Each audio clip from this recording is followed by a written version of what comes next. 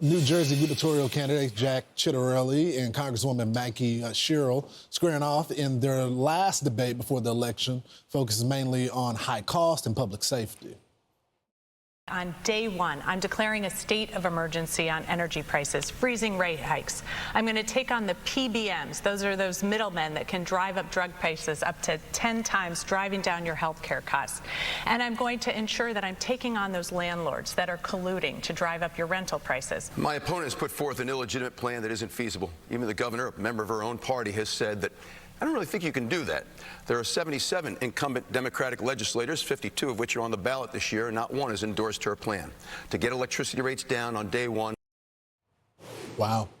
Let's bring in our New Jersey voter panel, Republican Alexandria and Angela, along with Democrats Chris and Stephanie. Thank y'all so much for joining the program today. All right, it's just with a show of hands. Who thinks Ciattarelli won the debate versus Sherrill?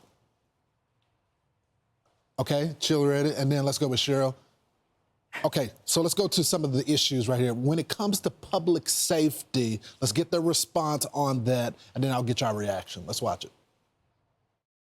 The Congresswoman has been anything but strong when it comes to public safety. In Congress, she voted to get rid of qualified immunity. This is the bedrock of protection for local law enforcement. She's given some kind of weird endorsement of Mondami. Mondami has endorsed her. I called on her to renounce that endorsement. Josh Shapiro, the Democratic governor of Pennsylvania, has denounced Mondami, as has the congressman in the north. And this is somebody who's been also anti-police. We want our community safe. We need a governor, an attorney general, 21 county prosecutors, and a superintendent of state police who will keep our community safe. Alexandra, what did you make of that moment? Well, I mean, I'm a mom of three, and I definitely support law enforcement. I think it's incredibly important. I think the most important thing is our family safety, and getting rid of New Jersey as sanctuary state is extremely important, and I support a governor who is going to go after that. Chris, what about you?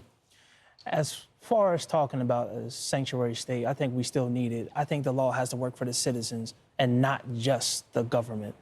As far as we have to protect us as well. So we need the sanctuary cities and make sure the officers are abiding by the law and not breaking any amendments. Angela, what about the illegals that are within the country right now? I hear a lot of residents that they believe there should be some pathway to citizenship for some, but the people that broke the law, and especially the criminal aliens here, they believe that the president is doing the right thing. How does that impact this race? I think that's an important issue in this race. We have over 9.8 million residents in New Jersey. We are one of the most diverse states in the country, and I think Jack Ciattarelli hit the points last night when he said there has to be a pathway to recognition, but it doesn't mean that everybody who's committing illegal acts gets to stay. People who are committing crimes have to go back. People who are not documented can't stay in our state. Stephanie, what do you make of that exchange that took place? I think that the idea of recognition doesn't really track. I think that it doesn't, like Mikie Sherrill had said during the debate, it's not really a status. It's more of just a statement about people who are living here. If you're a citizen, you should be a citizen. If you're not a citizen, something needs to be figured out. But just saying you're recognized doesn't make sense. These are people who pay taxes, who work, whether they're legally here or not. If they're working here, they're paying taxes here. So to me, there should be something more than recognition. All right, let's go to another exchange. This is something that's become quite contentious. It's about deploying the National Guard. Let's hear it. Military members should not be on our streets. It makes people less safe. It makes people feel less safe. So I have to say, when you look at this across the country, and when you look at the threats, and then you see the president saying when he was with Hegseth recently that he's going to use our U.S. cities as training grounds for our military, that is unacceptable. I will not stand for that as governor. My opponent has not said a word about getting rid of sanctuary cities, the Immigrant Trust Directive. She's not said a word about reforming bail reform. Yet cops will tell you all the time that this is one of the things getting in the way of keeping our communities safe. We will be a law and order state again, and there will be a consequence for unruly, unlawful behavior.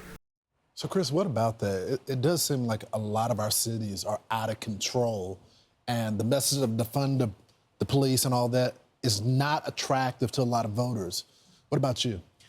It's not really about defunding the police. It's about teaching new ways and maybe redoing the institution of the police.